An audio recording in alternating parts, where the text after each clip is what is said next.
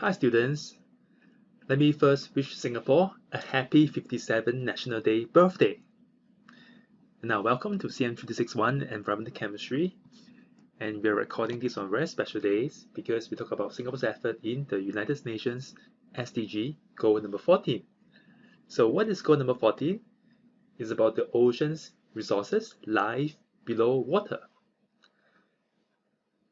The premise about this goal is to conserve and sustainably use the oceans, seas, and marine resources for sustainable development. Now, the three main focuses on this goal is about human health, job security, and food security, for which some of it we'll discuss in CM361. For human health, we know that we can use bacteria as a source of evidence found in the oceans to detect the source of diseases like COVID-19, AIDS, and SARS, or perhaps monkeypox. In fact, one of my research has been the detection and analysis of endotoxins, which are these polyliposaccharides that's being discharged by bacteria when they're killed. The next part is about food security. Now, for food security, we talk about how the fish and fisheries relates to life below water, and it's about the agricultural operations to obtain food to make sure that our food chain doesn't break, either through direct human consumptions or as feedstock for the agriculture and aquaculture. And later on in this class, we also speak about what are the environmental changes and concerns that this kind of agriculture and aquaculture activity can affect the human lives. And lastly, job security, because the marine fisheries provide 57 million jobs globally in all our sashimi, Japanese restaurant, and any kinds of restaurant, Italian restaurants, Chinese restaurants, we have fish and prawns, lobsters in our diet, right, from time to time. So let's recap on Singapore's marine conservation story. Now, as a coverage, right, Singapore is a highly urbanized island, city-state with no hinterland, and the area is at the doorstep of our city. We step outside, it's just our city-state, and our coastline is inextricable from our urban surroundings, right? You can see the coastline, you can see it from my office behind, right? And that include biodiversity conservations that take place within a limited sea space.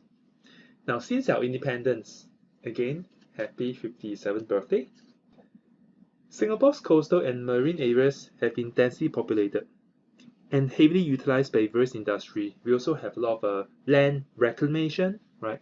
In port operations, shipbuildings, petrochemical industry, and also non-industrial uses like residential development, recreation.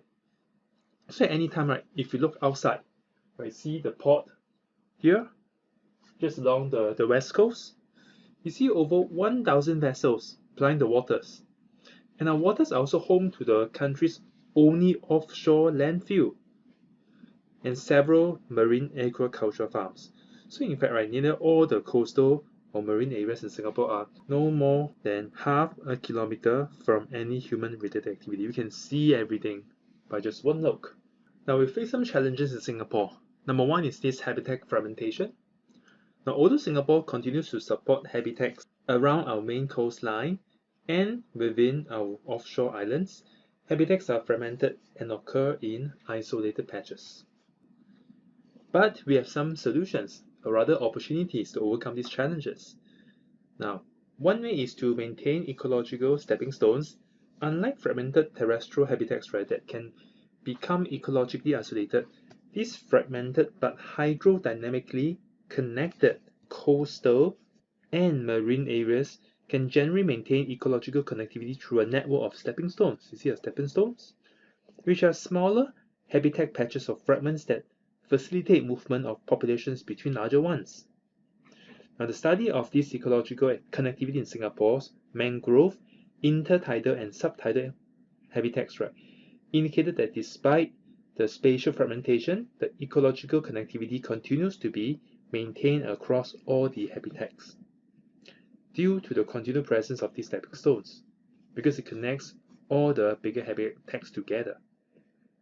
So a key strategy in Singapore's coastal and marine conservation effort is really to map out these stepping stones and then ensure that they are adequately maintained for continued ecological connectivity.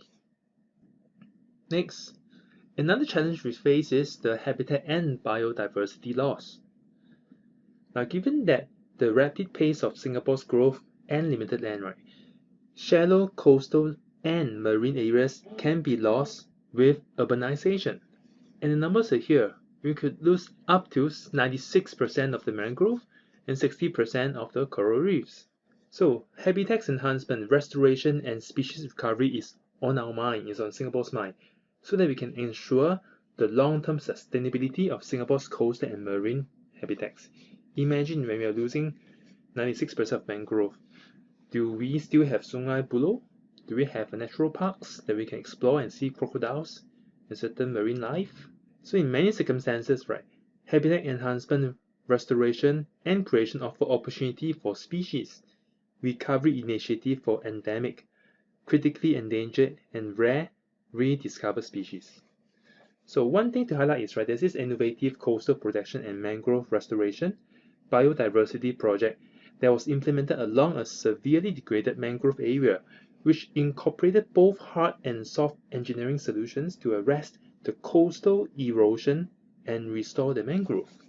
Right. For more on where in Singapore it is, do search it up, because here we're not promoting. Separately, right, there's this habitat enhancement and restoration framework that was developed for the SIMP. SIMP stands for Sisters Island Marine Park. Now, with the implementation of the reef enhancement units to enhance the degraded reef areas, coupled with a donor-supported plant a coral, seed a reef species recovery program to propagate and outplant locally rare coral species. So we are like, instead of reforestation, we are replanting our corals. Now I want to highlight something about this Neptune's cup sponge, right? It's really a marine marvel, right? Why is it so? Because we talk about the return, right? Not return of the king of the lofty wings, but return of the Neptune's cup sponge. Now this was first seen in Singapore water in 1822, right? Long before we gained independence, long before the World War. Now the mature adult species, right? It can grow over 1 meter in height and half a meter in diameter. But the thing is, right, it was so commonly found in Singapore water, but the thing is suddenly it declined rapidly. You know, this Neptune's cup sponge, and the last time we saw it was 1870s. And this decline has been observed around the world. And also, the last time in our nearby coast that this was sighted was in 1908 near Batam, West Java, Indonesia. So since then, many scientists believe that this Neptune's cup sponge has become globally extinct.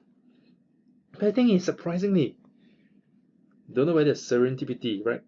In March 2011, marine biologists from a Singapore-based company discovered this unique-looking sponge. Looks like a sponge. It turned out to be a very young Neptune's cup sponge, and another species was soon found within 50 meters radius from the first. So to date, there are 5 Neptune cup sponge on Singapore water, and therefore Singapore's an opportunity. So as part of our species recovery effort, we have relocated these 5 sponges to the SIMP, okay, where the scientists now study the specimen, research how they reproduce, can we propagate their reproduction, and our end goal is to rebuild the populations of the Neptune's cup sponge in our waters again, so that it will never go extinct. Now, what can you do? What can we do as ordinary citizens, as civilians, right? We can always be involved in the community. We are part of this ecosystem as stakeholders. So we realize that successful nature conservation initiatives are intrinsically linked to cultivating the mindsets and behaviors of the people that value nature appreciation. So if you have a chance to talk to your friends, siblings, family members, right, cousins or what, to appreciate nature. Therefore, we always see community outreach and stewardship programs very vital to encourage nature conservation effort with the members of the public, our peers, colleagues, friends, and stakeholders.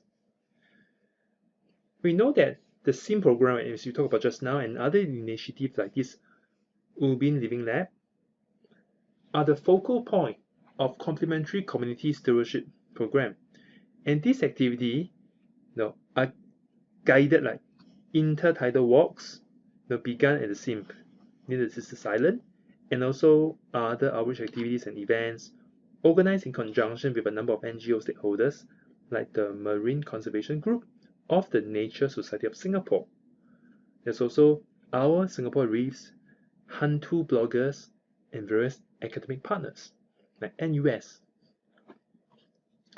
So with that, I hope this gives you a coverage of the SDG goal number 14 and how it relates to Singapore so pertinently. And I'll see you next time. Cheers.